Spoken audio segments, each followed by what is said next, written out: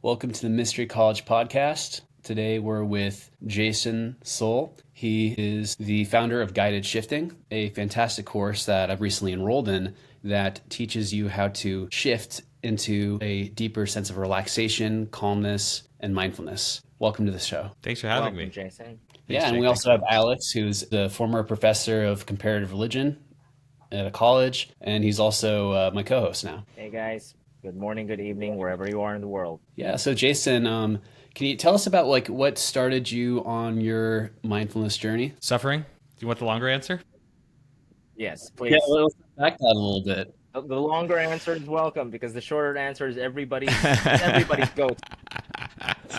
So I first heard of mindfulness and meditation maybe like 15 plus years ago.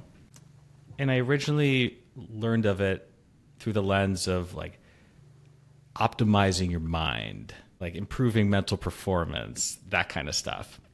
And then it was many, many years later where I was in a very dark place, probably depressed for around a year or so, where I was so stubborn around actually seeking help, a lifelong pattern in the way I'm wired, that my first round at seeking help was, I'm going to do this myself. I'm just going to meditate. So I downloaded Headspace and started doing some meditations there. That was probably back in like 2018, 2019. And it was, I think, early 2019 when I had my first meditation experience where it really clicked for me, where I felt different. And that was actually through the Peloton app. They have some meditation classes, and there was a 30-minute metta meditation or loving kindness meditation practice. And my system just responded so well to it. I loved it. And I started doing that every day. And on the days where I would do it in the morning, I would feel better. And on the days where I didn't do it, I would feel worse. And so it was supportive, but there was still a bit of a tenuous relationship with the practice. It felt high stakes. And then years later, or now about 3 years ago, I discovered the new science of awakening and learned all about that and set out to see if these lasting changes could actually take place in my system. And like exactly a year ago, basically to the day, they did. And that set me on the path toward making this available to everyone online through just a super duper affordable price and streamlined process. So that's the arc of the journey. Yeah, fantastic. And I really appreciate the affordability and the tiered options that you have, where each tier has exact same contents, but it's more about where you at financially or in the world. I appreciate that conscientiousness. And yeah, I also really I want to live in a world where everyone benefits from this. Like that's the underlying goal. Like that would just be a better world if everyone could benefit, even like if a ton of people can benefit, even just 10% or 20% of the benefits I've experienced in my lived day-to-day embodied experience from these practices, that's just a better world. I choose that world. Make that world more like. Yeah, making it happen. And also really appreciate in the course from having just finished phase 1 that each step of the way there's intake forms and surveys. And it's definitely a new approach to mindfulness courses where things are being quantified, and I get to reflect more deeply on certain metrics. So I'm wondering what brought you to establishing this model of quantifying things, making it very scientific, measurable, manageable. Well, as I kind of alluded to earlier, I'm not interested in just giving people another cool practice to do every day. I want my ambitious goal, which is the norm for the user base, is I want to bring you through transformative experiences. What I mean by that is you are one way beforehand, you're another way after, and you don't need to do anything to maintain that. You are a changed being. And a lot of these changes that happen as the website takes you through the full awakening kind of continuum, and then other supportive sessions around trauma healing and other growth activities, these transformative sessions have this kind of omnidirectional impact across one's life. Now, this is different from the world that I've worked in for many years now. I work as an executive coach and have been an executive coach for about 5 years. And in that world, and also in a lot of therapeutic modalities, the goal is to start with identifying a specific area of growth or change or healing. And then you do work toward seeing that change. But to my utter surprise, with the experiences that guided shifting takes you through, you spontaneously can see really profound changes across numerous aspects of your life without any conscious effort, even changes and improvements that you didn't even realize were possible until they've changed. And so these supportive integration resources that the website offers you helps you build awareness of all of these different ways that your life is changing. And the more aware you are of all that, the more empowered you'll be to apply conscious effort wherever would suit you best. So I want to, as best as possible, avoid spiritual bypassing. I want people to be very, very, very clear on the truth of what is happening across all aspects of their life. And given that this process allows your mind and body to be okay with more, to be more resilient, to physically to feel okay with more, I trust that people can see more parts of their life more clearly and to be able to handle the truth of that and to feel empowered rather than perhaps weighed down by all of that. So yeah, this is a full body, full stack experience. We just see what changes as you go through these sessions. Love it. Love it. And I love how you emphasize we're not doing any spiritual bypassing here. We're letting ourselves go into a deeply relaxed space, observing sensations and also in the journaling process, in these surveys, being really, really honest with ourselves about where we're at, where are we struggling with, and also noting the changes that we're seeing in real time and in practice. Yeah, so you had really good query questions in the course. And another thing you were really great at is specifying ways for people who may not be sensitive to some certain sensations or internal interoception and guiding them with a few practices or a few steps so that people can feel their meditation more. So I'm wondering if you could share a few of those. Yeah, there are lots of ways to play with that question. I mean, one way to summarize the way this technique works is you feel your way into deeper states of safety. It's predominantly like a felt sensation. It doesn't require visualizations or imagining different things or even traditional forms of inquiry or things like that. You feel your way into these different states. And yeah, these language doesn't point in this direction. These are extraordinarily subtle aspects of the embodied experience that this method kind of hooks you into, where even to this day, the language is still imperfect in the sessions. It's not bulletproof, 100% efficacy all the time because different language resonates with different people. So yeah, in the sessions themselves, you often find me giving you a legitimate set of options for how something might be showing up. One of the things that you experience in the beginning of sessions is this natural emergence of different felt senses of peace that could be happening.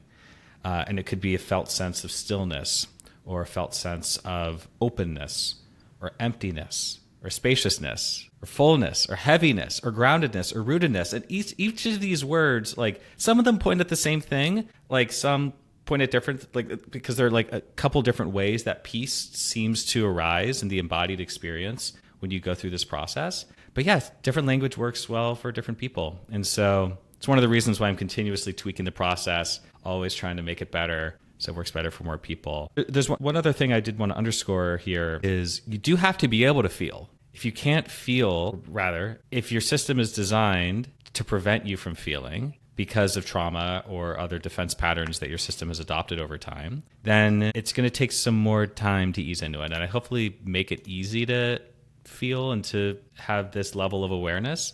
But for some people, it's harder, and it's not their fault. It's just the way that their system has been designed to survive over time. Yeah, I could keep riffing on this, but I think that's satisfactory for now. Fantastic. And speaking of the science and being able to kind of start intercepting, feeling things and giving different models for people to work with, because different folks need different strokes to feel and to get into these deeper states of relaxation and go through these transformations. I wanted to touch on some of the scientific foundations of the work that you're working with, right? Dr. Jeffrey Martins is a big influence, as well as some very somatic-based practices, from Bezer van der Volk, Peter Levine, and then also I'm curious how the research on flow also plays into what we're doing. Yeah, just going straight to flow. It seems that I mean, the research around flow is how to enter into these flow states, basically how to get glimpses of flow states. And what seems to spontaneously happen, often by the time you reach like phase 2 or so in the guided shifting journey, is you're living in a persistent flow state.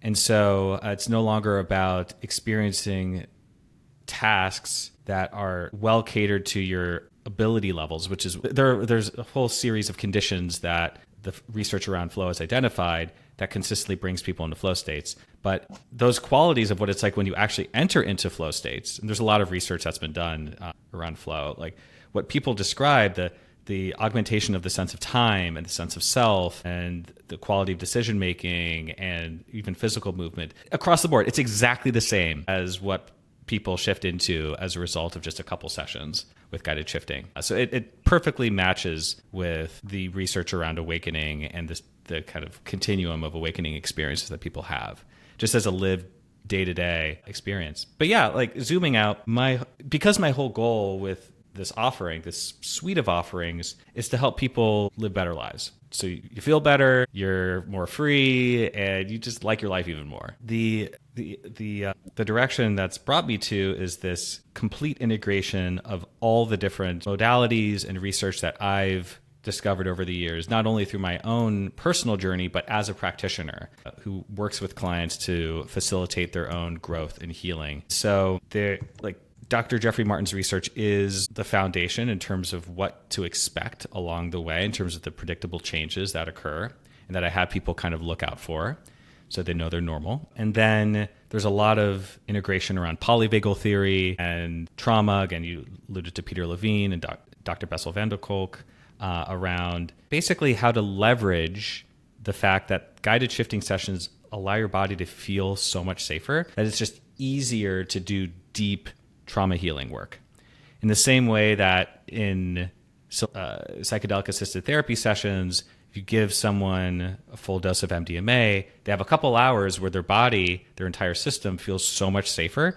And in that boost of safety, the body will spontaneously start to either heal trauma or allow for the corresponding repressed and resisted emotions to finally feel safe to be expressed through the body. And so instead of getting a temporary dose of safety, you get a persistent dose of safety through this method. Jake kind of cut off right there, but I had to ask, and I've been meaning to ask. I didn't want to like break your flow, but there is a tendency. You could try. You can't.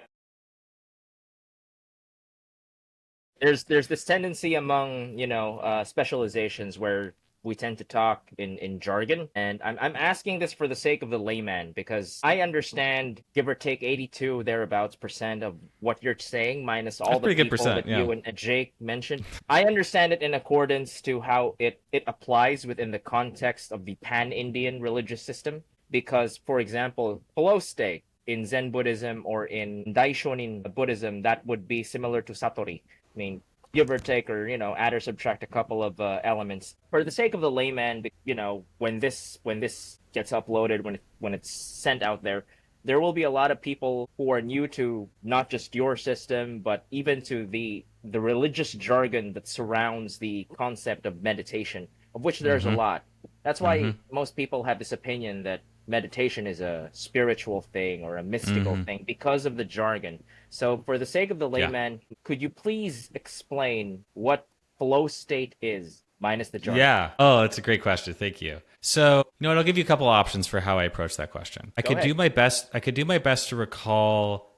I mean, flow state is a specific term that within the kind of field of psychology that I could do my best to describe. I also can describe in very simple terms just kind of how it feels to be in the early stages of awakening, or point me wherever you're most curious. Maybe there's a third or fourth direction. What are you most curious about? For the sake of the everyman, if you will, let's go with number 2. Yeah. Okay. Great place to start. So the average person spends a lot of time throughout their day lost in thoughts. It could be thoughts about the future, thoughts about the past, could be anxiety about the future, shame about the past, or regret. A lot of those thoughts are often self-referential. like, dang, Jason, like, why did you do that? Like, you shouldn't have done, you could have done better. Like, you should have answered that podcast question differently. That would have been much better. Would have got a better reaction. Or, Jason, we should do this. But what if, let's fantasize about this type of conversation with someone else. Nah, that could be better. Like, the rehearsal kind of thing. This is how I spent most of my life. So,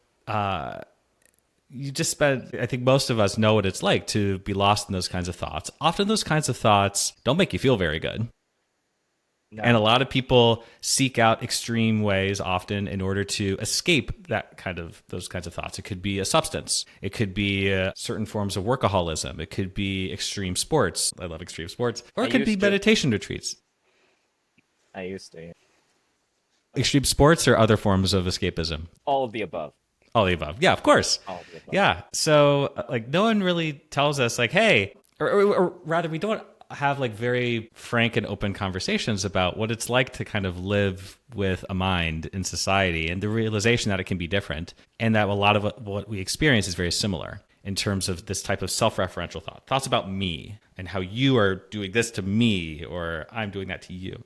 So anyways, that's the backdrop. Imagine what it would be like. It's kind of a leading question, but imagine what it would be like if you didn't need to spend that much time lost in thought. Imagine what it would be like if you went throughout your day with very few, if any, thoughts about yourself, or that thoughts altogether didn't feel bad, but was just like kind of a neutral sensation in the same way that, yeah, here's some birds outside or see a pretty blue sky and some green leaves on the trees. Like that's flow state. So essentially what, the Jain and the Sikh and the Hindu ascetics would be like the state where one does not react, but one is. 90% agree with that. Yeah, and there are lots of ways to apologize. Absolutely. I have to apologize. I have everything that you say. I have to, fortunately or unfortunately, take into reference with regards to spirituality. Not because this is like an aha moment where I'm trying to prove. So let me double click on the one piece. What does react mean to you in that context? Reaction can be twofold. Are you asking on a personal level or are you asking on a theoretical, what has your book reading told you level? I'm giving you options here. Yeah.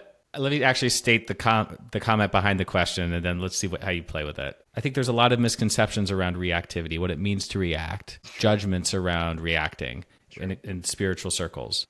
True. I think a lot of people interpret ideals around non-reactivity as non-action, non-movement, non-dynamism. Non-dynamism, yes, correct. Yeah. But this is dualistic thinking. It's common.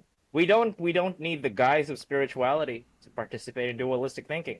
So answer your question, reaction is both essentially that, reacting to anything, everything. But also at the same time, reaction is also a nothingness. Say, I sit here in silence. I am reacting to that silence. There is no non-reaction in the sense of non-action. Everything is an action, including non-action. So, when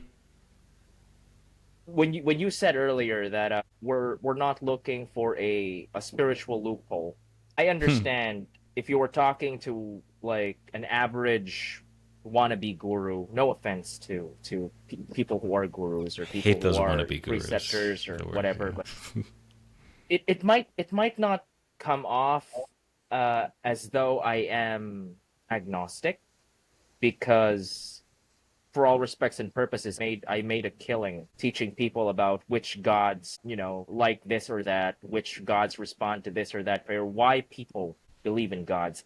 But when you said we're not taking a spiritual loophole, I really like that, because at the core of it all, if you strip all spirituality of its ritual, what it actually is just self-mastery. And I kind of feel like you're taking the language of spirituality and you're not really rewriting it, but you're taking away all the ritualistic mumbo jumbo out of it, and you're presenting it in a way that isn't 100% cold and clinical, but also isn't 100% impersonal.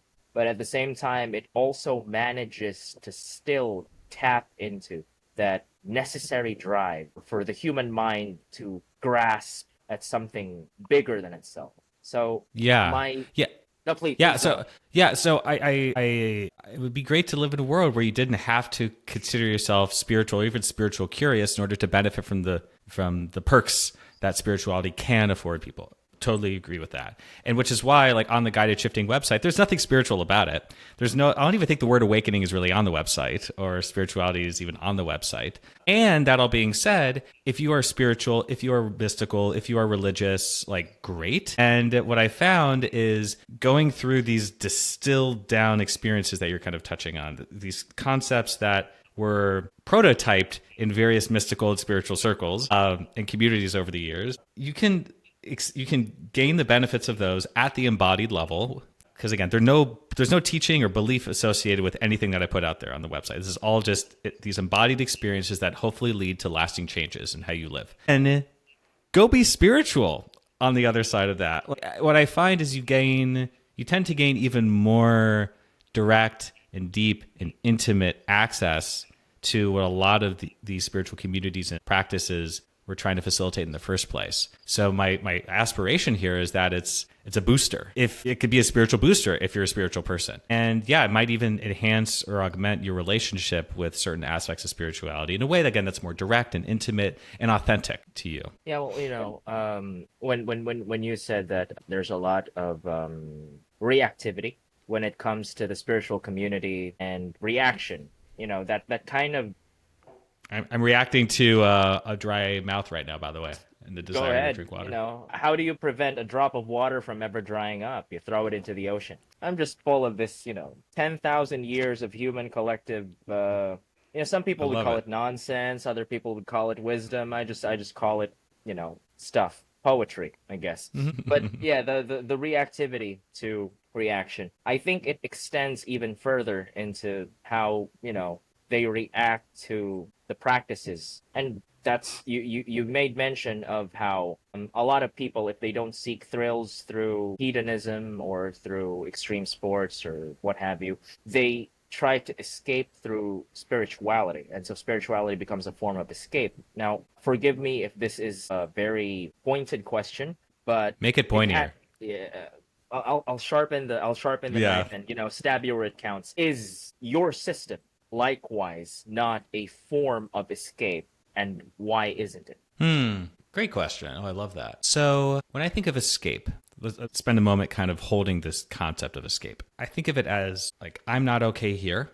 I could be more okay somewhere else. I'm not okay here in the current set of circumstances, and I perhaps can only feel more okay in a different set of circumstances. Often that form of a relationship with escapism is more external circumstances oriented. I do not feel okay in the environment that I'm in, with the people I'm around, where I'm at in my career. I would only feel okay if I was experiencing different external circumstances around different people in a different physical place, making more money or having more prestige or whatever. So first, nothing wrong with that. Like, it's a human thing. It's a human thing. And yeah, like, we should escape danger. Great. We should escape starvation and poverty, thirst, like sickness. Poverty. Yes, like the body needs certain things in order to be healthy, and so yeah, if we are empowered to escape unhealthy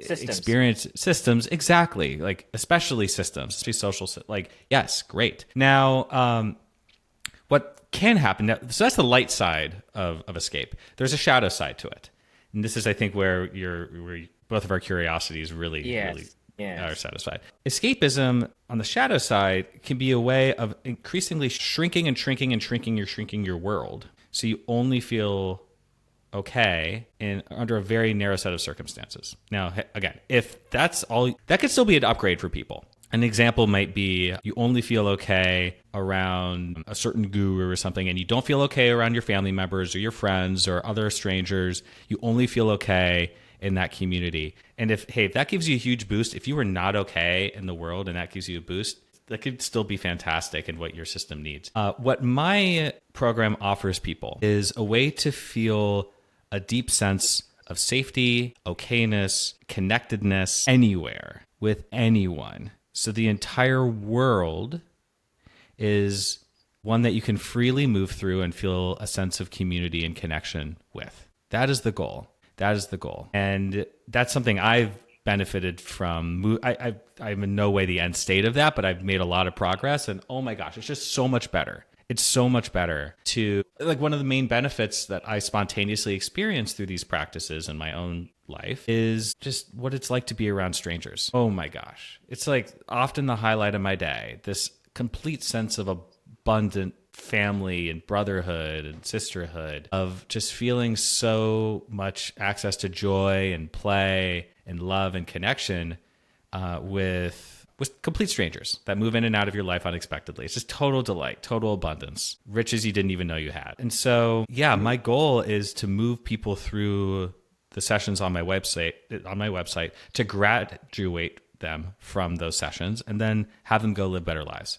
I don't want anyone getting stuck in these practices. Again, I don't even prescribe daily practices or things you have to do every day to get the benefits. Experience the sessions. Hopefully they lead to lasting, powerful results, and go live your life, however you want to design it. So yeah, everyone deserves to have options, but I don't want to lock anyone in a cushy little prison cell of cocoon of route and ritual. I saw on I because I did an itty bitty bit of research, not that much, because I came in quite unexpectedly at that, but here I am and here you are and here we are. So one of the caveats that you, if you don't mind me calling it a caveat, that you put on your website is that individuals who experience severe forms of internalized trauma, or individuals who disassociate or who experience, for lack of a better term, schizophrenia or breaks from reality, if you will, that your program and or your sessions are not advised for these individuals. And from what you've told me, I can understand why. Within the context of religious practice, religion it's kind of like a double-edged sword in that it fosters this sense of belongingness, if you will. But at the same time, it creates this demarcation of otherness, wherein there is the them and there is the you. So there's your people and there's those people. And so, I mean, there have been various religious movements throughout history where they have attempted to blur the lines between the them and the us. The Bhakti movement in India, for example, which rose into prominence sometime in the 1700s up until the early.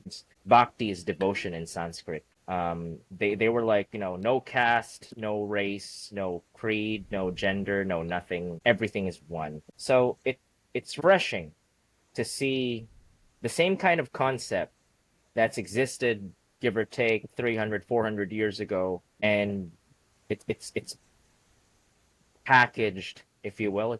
I hope you don't mind using that term. It's packaged in a very Tarian approach. So, yep. I'm genuinely curious. Have you not, in any way whatsoever, in the past, whether it's 3 years ago, 10 years ago, 15 years ago, ever had what people would categorize as a profound religious experience? And No. if you did, no. Okay. All right.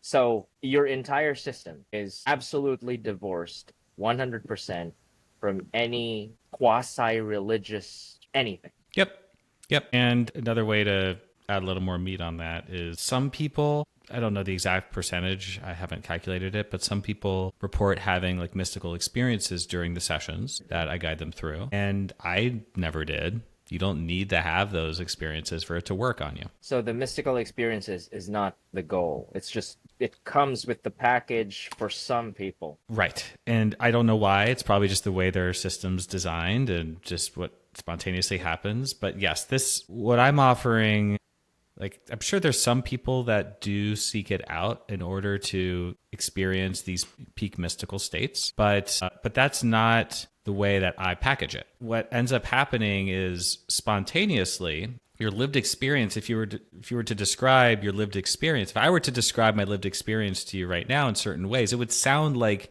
a peak mystical state, but it feels extraordinarily ordinary and not even noteworthy. And it's just like, just go along with my day. It's very surprising when you say, like, it sounds like a mystical experience, but it's just ordinary. I mean, The Buddhist monk Takuan Soho once wrote, I could be wrong on the dates, give or take the 1600s. He says, before enlightenment, chop wood and carry water. After Yeah. enlightenment, chop wood and carry water. We've It's so funny. created Yeah. this entire, I don't know, we've created this entire red herring, about this concept of enlightenment. That the moment that you reach enlightenment, you're this bloody Jedi. You're like Yoda.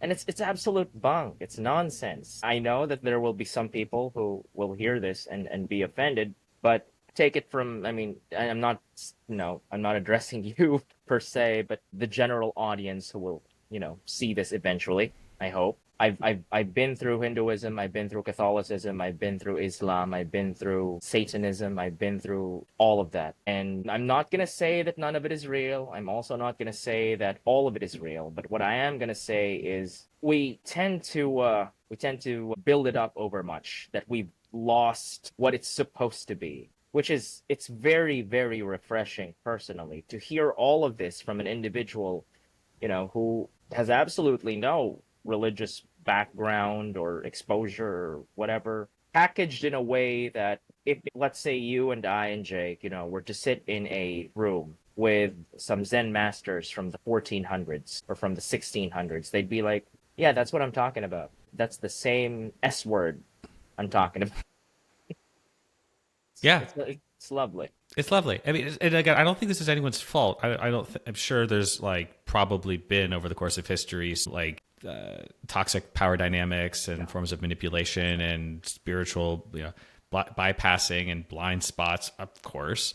Absolutely. But at the end of the day, the changes at the embodied level that occur through these practices. My website offers this particular pathway, and there, of course, you could access these states through other methods. It's not like I patented the only way to get access to them. It just so happens that what I offer is a distilled version where in a very short amount of time you can go through the experience. It's just like it's super easy now because of the breakthroughs and the research around all this. But yeah, the language that describes the lived experience makes it sound, even unintentionally, like it's on a pedestal. So take non-duality, for example. Non-dual perception and just experiencing life non-dually is one of the things that typically happens, even just after like a first session or two on the website, where people gain access to this. And for years, I was under the belief that in order to experience non-duality and to awaken, I had to be a great student of all the great teachers. So I read so many books and watched so many lectures and learned so much information. Doesn't help. If anything, it could actually set you back because it makes concrete expectations. It's true. But with non-duality, I always assumed that it was a merging into the cosmic soup, that I would literally feel like I'm the size of the entire universe. I would be cosmically big and I would be omniscient. I don't know, just literally like You'd be a Jedi. And some. Because I would be the field of midichlorians or whatever that powers the Jedis. Like I would just be the whatever. And yeah, I would totally be the Force. Like, exactly. We've all been there. I share your sentiments, because I too, once upon a time, was like, if I, what was the, I think, again, like you, I've read, you probably read different books than the books that I've read, but there is this commonality of experience here that we're similar relationship with them. Yes, exactly. So, there was this one book, I think that was a Jain book or a Sikh book, where you have to traverse the world and stand before the feet of every guru before you understand the truth of the truth or something of the sort. And like you, there's that method probably worked for a lot of people. 10,000 years ago or 5,000. Yeah. Probably because, that's how their brains were wired back in the day. But how our brains are wired today with the internet and with social media and with everything else in between. Essentially, now we have the knowledge of ages at our very fingertips, and we have absolutely no idea what the hell to do with it. And I think too, so what I first was brought into this field, what attracted me to it was it just seemed like the ultimate hero's journey. I'm going to go on a cool quest and I'm going to achieve something that no one else I know has achieved. I'm going to just silly, but it's true. And I'm sure a lot of people think that way. Everyone wants that. That's why it's a formative, Campbell said... go ahead. Campbell said, that everyone has a hero's journey. You, me, everybody. We've all Totally. wanted that. Oh yeah, and hey, like hero's journey is it does seem to be kind of connected to our wiring and like fantastic in all other parts of life, but we are now living in a world where the process of awakening no longer requires the hero's journey. It literally it is so freaking simple now. Enlightenment, and I can kind of compare the definitions here. Enlightenment is kind of further toward the horizon. I like that has some more product development in that area. But yeah, in terms of like entering into the awakening progression, where you're starting to experience non-dual perception, the reduction or elimination of self-referential thought, this movement through intuition, this sense of interconnectedness, and maybe even some other phenomena like the sense of distance being reduced or colors being enhanced, some of these other embodied changes that can happen. Literally hour and a half or 2 hours through these sessions on the website, and it gets normal for people to automatically get that. So what does it mean for spirituality or awakening broadly speaking if it is a post hero's journey kind of world we're living in, where it's just easy? It turns out it doesn't have to be an entire hero's journey to get there. And so what drives me is, cool, like if millions or tens of millions of people around the world efficiently rewire their systems in this way and get to live from this place, then what? What's the possibility? What could we do with that? What else is possible? There's another hero's journey on the other side of that that's even cooler. And so that's what gets me pumped. No, but maybe you're done, and maybe you're done. You get to live life just totally with nothing that you have to do, but you just get to live an enjoyable life. Like, also awesome. Or maybe that's the new hero's journey. Yeah, to feel perfectly okay with not needing to be a hero. Yeah, absolutely. So let's go back to the system that you have. Would you mind, once again, for the sake of the layman here, how would an absolute beginner go through this system that you've developed? Could you describe how this works for a beginner? Let's make it a clean slate. This beginner is absolutely non-religious, has never had any sort of religious experiences. Yep.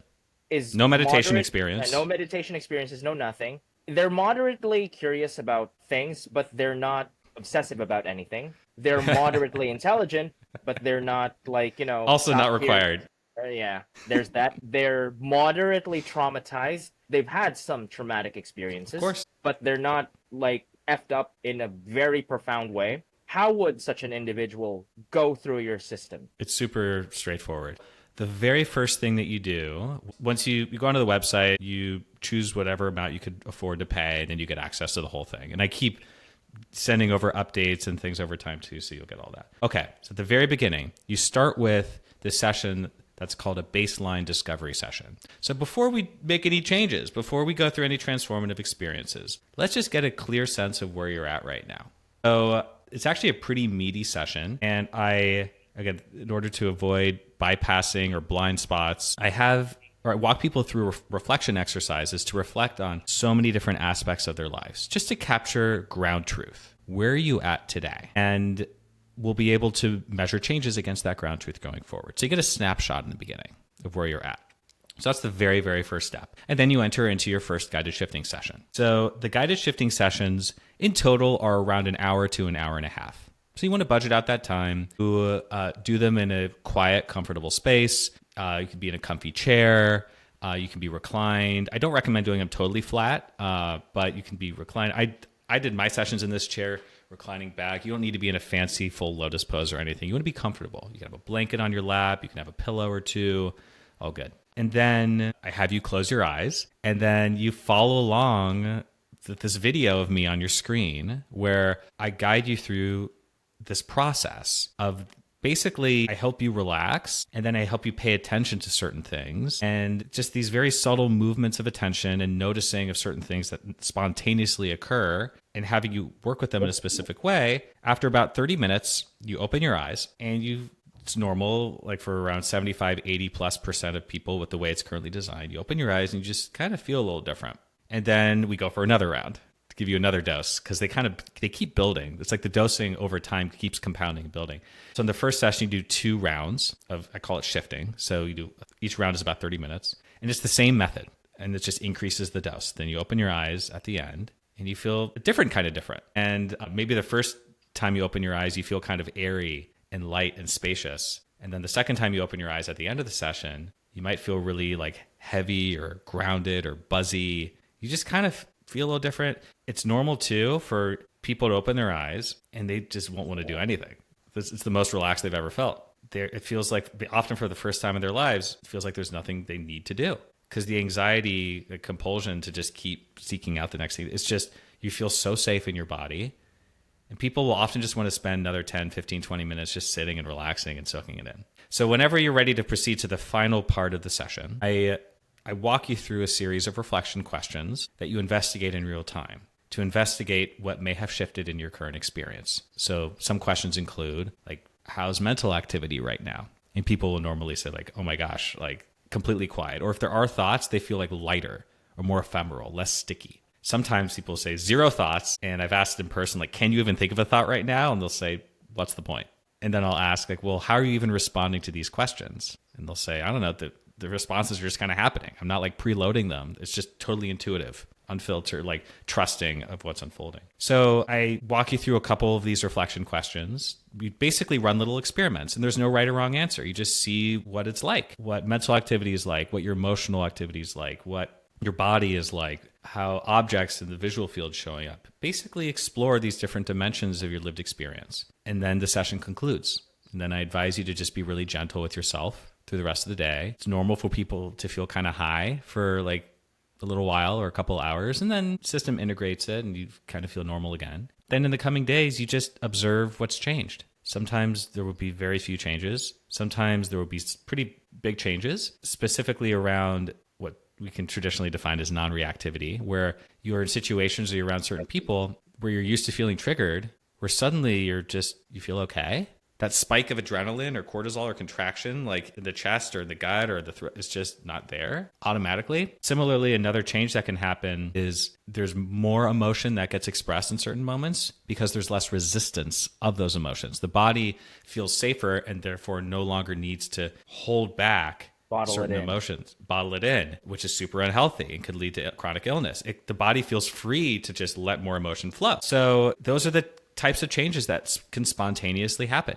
And so that's just all from one session, hour to an hour and a half. And then if you like where you're at, you could stay there. You don't have to do any more sessions. You can keep doing more sessions if you want to experience more of the changes along the way. We can talk about that more in a bit if you're curious. And also, if you don't like the way your life is, if you don't like the changes, it's super rare, but it can happen. There's also guidance on the website to reverse shift, to basically undo. Command Z to change it. Yeah. To undo the Jedi mind trick, if you will. Exactly. So to complete the rest of your question, so that's one unit of a guided shifting session. Over the entire course of the offering, there are about 15 or so sessions that you are guided through, and different things show up along the journey. Different neurophysiological changes show up along the way associated with the awakening progression. So that's the foundation of the experience on the website. Every time you do another one of those sessions, you're basically upgrading how safe your body feels. There's another way to think of it. And then it's still normal for you to experience moments of anxiety or moments of suffering or mental loops or things like that. Even after some guided shifting sessions, some deeply rooted trauma or defense patterns can still be there. And so there's another category of sessions on the website called sound bubbling sessions that are designed to leverage how uniquely safe your body feels to fully allow for the expression and healing of these deeply rooted kind of trauma and defense patterns. So that's more of the healing side of the equation. Those are available to you if you want them as well. So that's just, there are more sessions on the website too, but that's the overview. Thank you. That's very detailed. But I have two follow-up questions. Actually, there's a list of questions. I was going to say only two. Dang, yeah. I have two follow-up questions that ride in on two of the things that you've stated with how guided meditation works. So you said earlier that sometimes the sessions allow for this less guarded, less bottled up sort of sensation or feeling, this release, if you will. Yeah. So I ask this as someone who has dealt with angsty teenagers for a better part of my adult life. How does this experience translate to, shall we say, emotional outbursts or bouts of, if this is a loaded question, pardon me, how does this translate to emotional outbursts or bouts of applied externalized either violence and or self-harm or the harming of others, because there is a reason psychologically why people bottle things up or why we control our emotions. And if we let the floodgates through, we do that when we are high, we do that when we're drunk, we do that when we're in states of severe distress, as I'm sure you know. Do the sessions sometimes inadvertently result in such a reaction, or do they not? This is a great question. By the way, I'm hearing a little static. Now, are you hearing that too? Yeah, I'm also hearing that. That's probably on my end. Okay, just wanted to make sure we're good. Probably on mine. I'm sorry about that. Yeah. So let's spend some time in this territory Yes, of this yes, question. There's a yes. lot here. I'm glad you brought it up, so thank you. So how to enter into this. Okay, so when you say emotional outbursts, there are a couple different things you could mean by that. One is you're kind of chill and then you're chill again. Like, so there's that. Another thing you might be describing is expressing an emotion in a way that's designed to dominate or injure or attack another person or another being. Or simply react in a way, because sometimes, and most cases, especially in the spiritual world, there is a lot of emphasis on non-anger, you know? Exactly. Like, do not be angry, do not be... But when you dredge up feelings, especially if they're repressed, it is a perfectly human thing to do, to be angry. So how does the system, your system, handle that? So there's more for me to develop around this. I think that there's more room to add in some of the things I'm about to mention on the website over time. Anger specifically, great example. I didn't experience pure anger until I was about 31. It was that repressed. It was that big of a no-go zone where my system was absolutely terrified. At some level, it thought, if I ever experience this, I will die. So, and yet, if you look in the animal kingdom, you look all around nature, anger can be a beautifully adaptive and wonderful thing. Anger, when cleanly experienced and expressed, is a boundary defense. It says, back off. Every being has a right to their own space and a right to self-protection. You see it all throughout nature. Humanity is no different. And so I don't issue any taboos in any directions around any emotions. It turns out the human body is designed to feel and express a whole spectrum of emotion. So I'll jump ahead a bit, and then again, we can keep going a little deeper in various parts of this sandbox. This is really juicy. So the desired end state here. What's the end state? If you reach the end, in my perspective, the desired end state is one where the default is you live in a state of peace, of loving connection, rest and digest in kind of polyvagal terms, where your body is just very safe and settled. And whenever there's an emotion that the body wants to feel and express and allow to move through, ideally it's felt promptly, so it's not being suppressed for that long. It's felt cleanly, so often anger is a mask for hurt. True, yeah. I'm going to hurt you, hurt me, so I'm going to hurt you more. So it's felt cleanly. It's the actual emotion.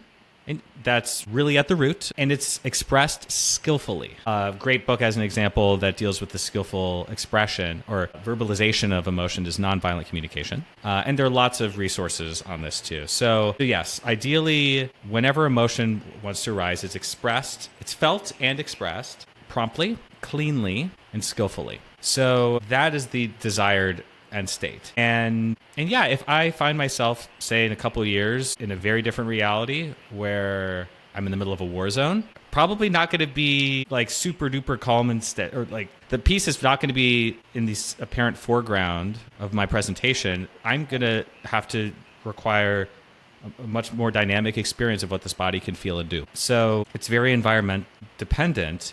However, our bodies think, because of trauma, because of these learned defense patterns, our bodies think that they are still in those threatening moments that were too much to feel back then. Could be recently or even going back to childhood. And so the other way of describing the desired end state is one where you are fully embodied in this present reality. You're fully embodied in this present reality. So if you reject me or criticize me, I'm not protecting wounded inner child Jason that had some attachment wounding as a kid, because then you get a disproportionate emotional reaction that's not tethered to the reality of the present moment, which can seem like an emotional outburst. The flip side to all of this is emotional outburst is all measured in the eye of the beholder. Yeah, what might seem to you like an emotional outburst might actually be a very clean and full and beautiful expression of laughter or anger or something on my end. But we each have our own operating system around this. So in accordance to your operating system, what you just witnessed me do is something your system is not supposed to allow. Accept. Yeah. Yeah. Is you led me to the second part of the question, which is you keep on going back to the element of I'm going to coin a term for this because I suppose you have your own term for this. Ever mindfulness it's something that sounds ridiculously Buddhist, the constant state of ever mindfulness, if you will. By the way, ridiculously Buddhist has to be the name of your next book. I think it's a great title. Thank you. I'll think about that. I actually had, aspirations of writing a book on the ridiculousness of Buddhism called Buddhist Bullshit, but, that's neither here nor there. But, it's so ridiculously Buddhist, but I think it encompasses, what you're kind of going off of here, which leads me to the question that you yourself, brought up. So, in regular human psychological programming, humans are designed to react. Humans are not designed to not react, which is... it's contrary to animal nature. Animal nature is designed to respond to stimuli, to their environment. If A, then B, yeah. Yes. So for individuals who engage in your systems, and once again, another loaded question, so I beg your pardon beforehand. For individuals who engage in your system, but who deal in jobs or professions, if you will, that require them to react, sometimes immediately, sometimes violently, in order to accomplish something, will partaking in the system somehow invariably result in either apathy or Great question. Delayed reaction? Or would they be like a rabbit? Yeah. No, by the end, we're all like... Yeah, true. So, true. Super limp. You're just a puddle on the ground. So here's what I've observed with this. This gets actually to a deeper definition of reactivity. I'm glad we're circling back to. I think what you're describing is fear-based reactivity rather than like intuitive responsiveness. So throughout my day, there's lots of movement that happens. And it's to get even more technical, it's like it feels like movement amidst stillness. It's paradoxical. Mm-hmm. But like once you reach like toward the end of the guided shifting journey, your embodied experience gets a little more paradoxical in those ways, where it feels like you're just totally awash in this sense of complete and utter stillness. And within that, motion is happening, movement is happening, dynamic things are happening. You'll find out when you get there. But when I go through my day and have lots of movement, a lot of A that happens, then I respond in accordance with B or C or D. What I discovered in myself, and I think this is common for people, is you could start to feel the difference between responding intuitively and responding from a place of fear and self-protection. So you can feel the kind of ick. To me, it has like an ick quality of when I am reacting or moving through the world from this place, like anxious deficit or fear, ultimately. And it just feels different. It has a different quality to it. Than responding from a place of pure intuition, where I like to be. Turns out it's great. So I'm glad I got to lay out that distinction between like fear-based reactivity. I'm not okay unless I do this versus react in a certain way. Yeah. So your question is about like if you're in a job where a lot of that kind of reactivity is asked of you or is required. Yeah. Yeah. So first, again, I'll remind listeners, if you end up doing the guided shifting program and you don't like the changes to your lived experience, do the reverse shifting sessions, and then you can come back to them later. But yeah, it turns out for a lot of people, a lot of their movement, a lot of their behavior throughout their day is ultimately rooted in fear.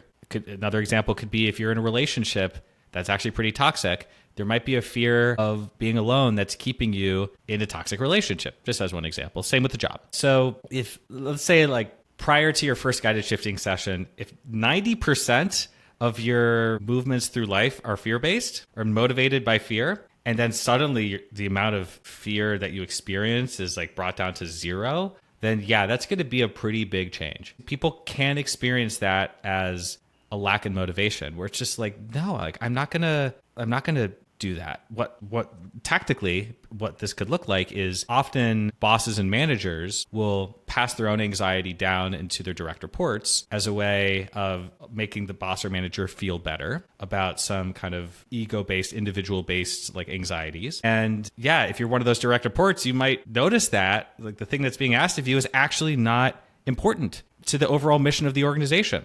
And they're better uses of your time. Or maybe the mission itself could be better. It allows you to be much more attuned to what's actually important, what you're actually using your creative energy in service of. And so, yeah, you might actually, for the first time in your life, be able to stand up to your boss. And maybe your boss will love that. Maybe your boss will hate that. There are bosses that love that kind of thing. There are bosses that hate that kind of thing. I can't give a one-size-fits-all prescription.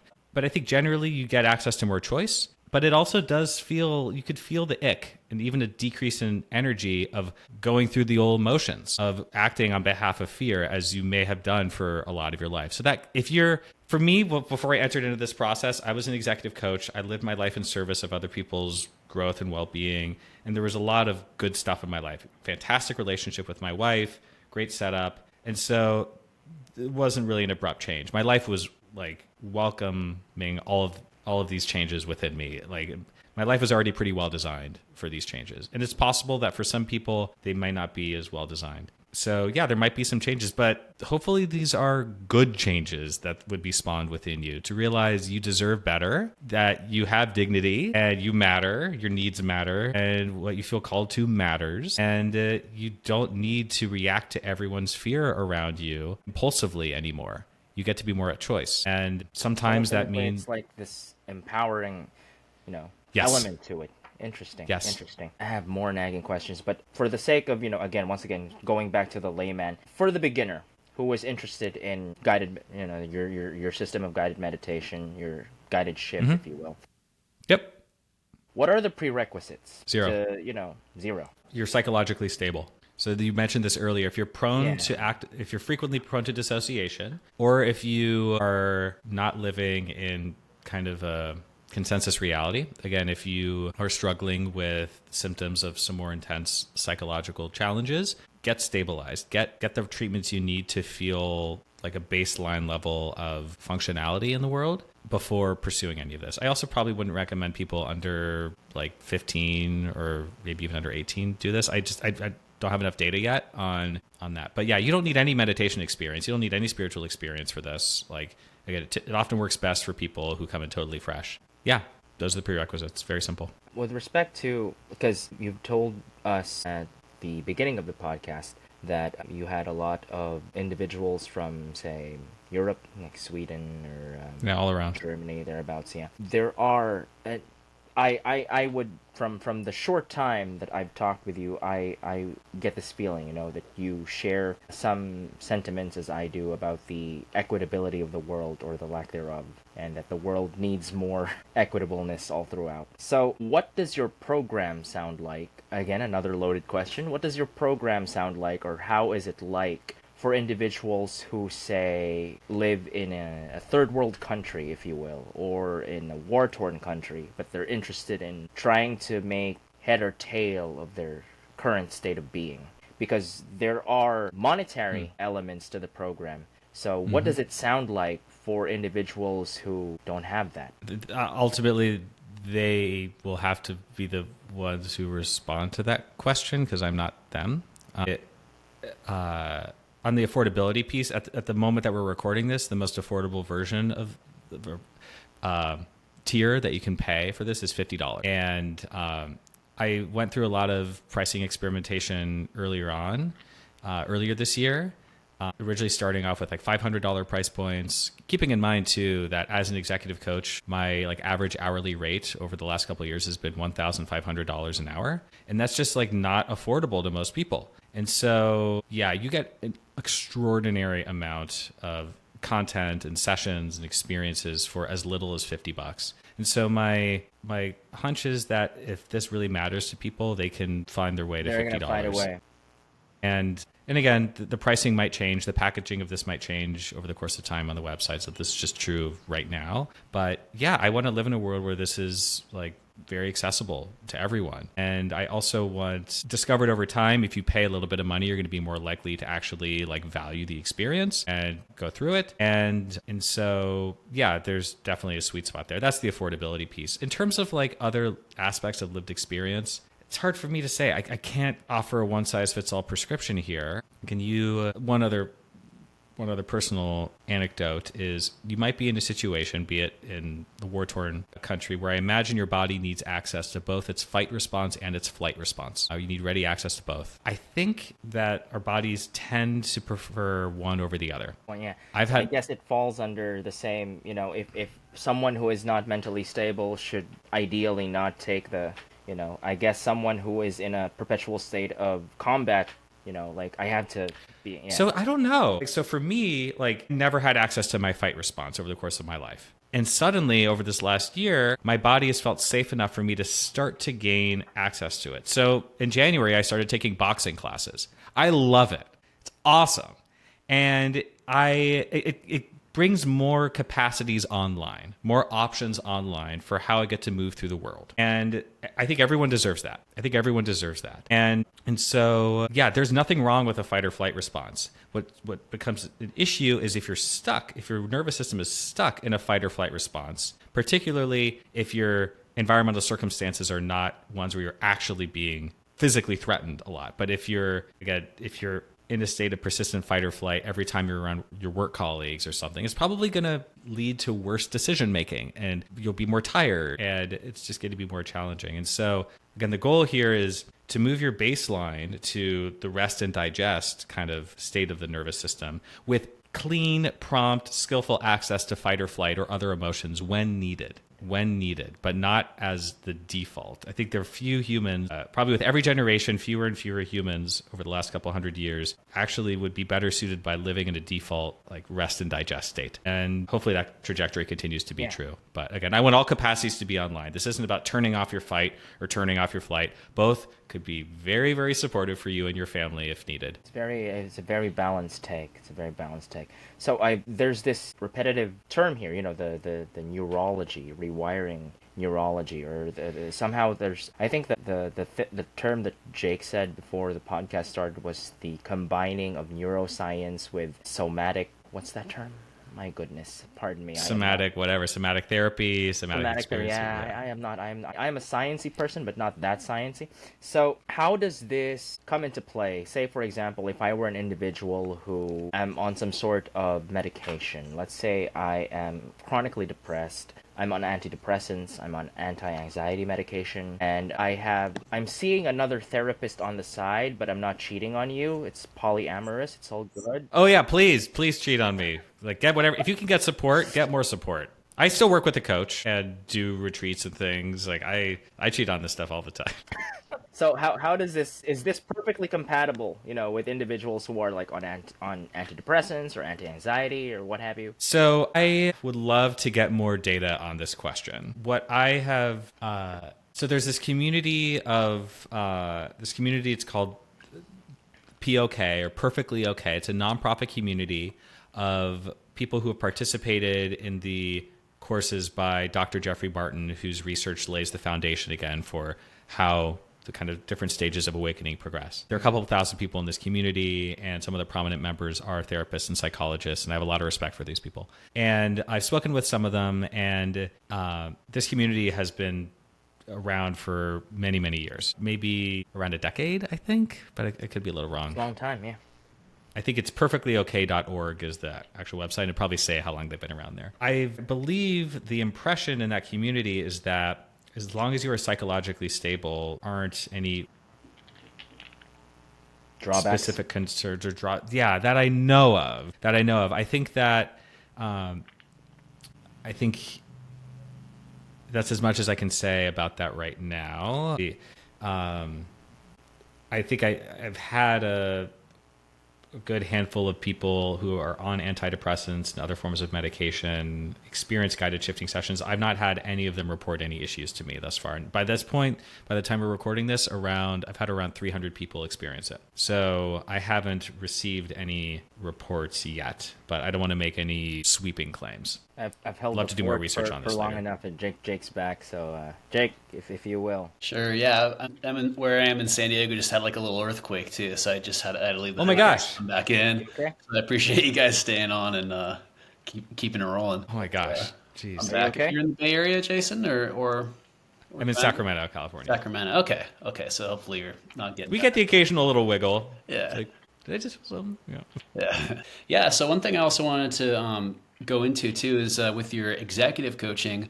I'm wondering what the transformation has been like for folks who already have very high leverage lifestyles, who are movers and shakers. What are some changes you've noticed when they're able to drop into their safety more instead Yeah. of being fight or flight or putting out fires at work? Like, what kind of skills do they gain, and where have you Totally. seen them grow? Yeah. So, addition is subtraction in this. So, or I should say, subtraction is addition. One of the leading modalities in the executive coaching world comes from some researchers out of Harvard. It's called immunity to change. The idea goes as follows: we have, as leaders, or also as non-leaders, like we have something that we want to improve on, some skill we want to develop, some attribute we want to improve, that we want to get better at, but we just can't quite seem to make progress on it. For certain leaders, it might be delegation or public speaking or something like that. It's like you want to keep pushing your foot on the gas, but you just can't seem to make progress with it. And it's because you have some immunity to change. You have another foot on the brake. So the harder you push on the gas, you're simultaneously pushing hard on the brake without you realizing it, causes you to go nowhere, and it causes a lot of energy to be expended through the system. So the approach, and this actually draws from various therapeutic modalities too, is if you could just ease your foot off the gas, you're naturally going to go much faster and much further. So subtraction equals addition in that way. So what commonly happens for leaders when they undergo these changes through guided shifting and sound bubbling, the kind of corresponding trauma healing sessions on the website, they feel so much safer in their bodies. There's just this simplification effect that happens. There's not nearly as much to think about.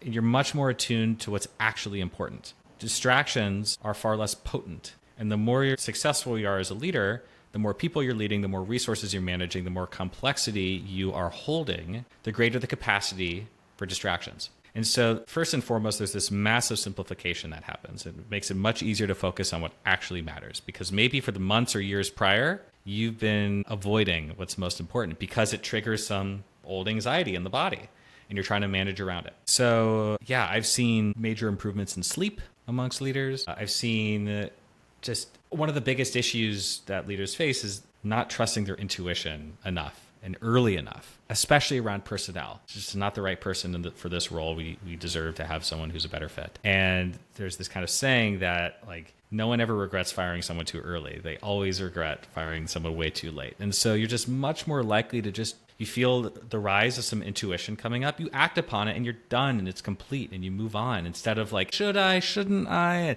You can waste days, weeks, months, like being stuck with that inner turmoil. So it's just much cleaner. There's a much greater capacity to just be able to hold more complexity. My life right now is a perfect example of that. So I'm doing all the stuff on the guided shifting website, like myself right now. And I'm like twirling so many like plates basically. And it feels totally fine. Like I'm nowhere near capacity right now. And it's a part of just the impact that these practices have had on my lived experience too. Any other things for that question? I mean, there are other like softer sides of this too. Like some leaders, for whatever reason, the way they're designed, their systems are built, even just offering like loving appreciation and admiration of their employees and their company or their products or services was like offline the whole way. And then your system goes through these changes and you get to reintegrate that. So, but yeah, the bottom line is there's this consistent boost in courage that I see. A willingness to just trust your instincts in a way that's generous, even if it upsets your investors or it upsets your co-founders or your executive team or your employees. And what's great is you're no longer dumping your anxiety on everyone else. Hey team, make me feel better by doing X, Y, Z. It's like, no, actually I feel fine. I'm fine if this company fails. Not all companies are going to succeed and live forever. Come on. Like this is like nature. Things come in and out of existence and companies are like that too, let's be honest. So there's much more of a simplified, courageous like stance for the truth that comes through. And I think all leaders deserve it. And I hope that this work has the potential to totally transform the leadership development world as a result of all these changes I've been seeing since I've been using this method with clients starting a year ago. Fantastic. Yeah, and I absolutely will make a lot of changes in leadership and executive I hope so. development. Yeah, and also made me think too about like for folks who are like working like in middle management or more entry level employees who may want to climb the ladder or take on more responsibilities. Or suddenly, maybe for the first time in their life, they feel okay without climbing. Yeah, even better. Yeah.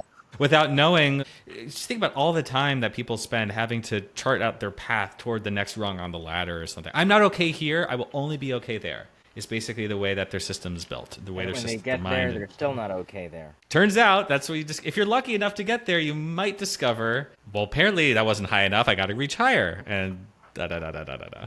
But hey, getting to that higher level might be really fun. You might still want to do it, even though you're perfectly okay where you are. Beautiful, beautiful. And Jason, is there any are there any things like that have come to mind that you haven't had a chance to share so far on the podcast? Like any thoughts, emotions, feelings? No, but I'm going to pause and let's see if anything does come. Okay. It's springtime right now in Sacramento. And one of the great unexpected benefits that all this work has had on my life is this deep enjoyment of the seasons and nature and plants and the smells outside. Like, oh my gosh, I feel like it's amazing. I get such deep joy. This is totally common for people as they go through even just one or two of these sessions. Like, just the amount of deep, fulfilling joy that you could feel just like looking at a flower that's in bloom and the trees with their leaves that are finally sprouting and just the smell in the air and just seeing other people outside enjoying it. There's just so much life to be enjoyed.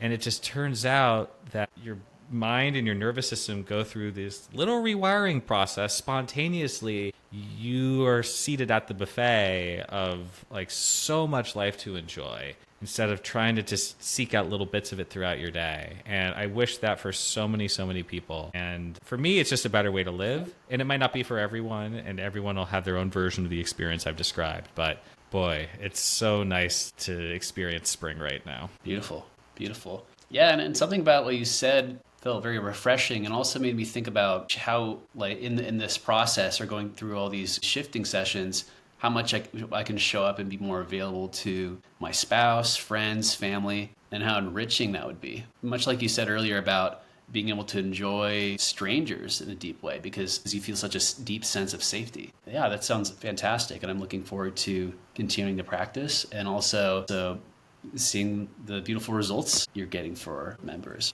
Yeah, keep me posted. I'm thrilled. I'm especially thrilled about the potential for improved relationship dynamics with all this work too. It's like for the first time in my life, I can just fully experience my wife, whatever she's experiencing, and not get launched, as Alex and I were discussing earlier, not get propelled into reactivity loops to make me feel more okay. I could just fully be with my beloved partner, and it's just the greatest gift that we get to now offer that to both one another, and like to feel that unconditional love and to not have to contort your partner into a specific version of themselves for you to feel okay is just, it's so good. So yeah, Jake, I'm super curious to hear how the rest of your journey unfolds and what you discover. Fantastic. Yeah, thank you so much for your time, Jason. Is there any other last pressing comments, questions, thoughts to leave with? Alex, Jason? Nope. Alex, where are you at? We're all good. Actually, I'm genuinely curious. Partly from like a scholastic modality, because there's so much about, the system that you've created and how it's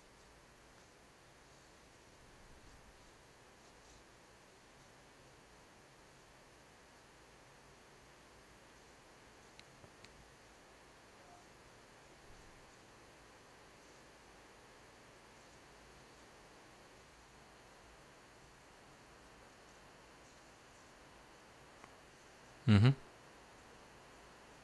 I'm a curious animal. I will poke a dead rabbit with a stick to see if it moves. But thank you for your time. Thank you for putting up with all of my annoying little questions. And thank you. Dude, not annoying. Never nagging. Never loaded. It was great. Really enjoyed our conversation. I've had like we've had oodles of fun with this conversation. It's been 2 hours, 2 hours and 30 minutes. Imagine that. So thank you for dropping by and for being our guest. Hopefully for more podcasts to come, maybe in the near future. Jake. Thank you so much for your time, and we'll speak soon.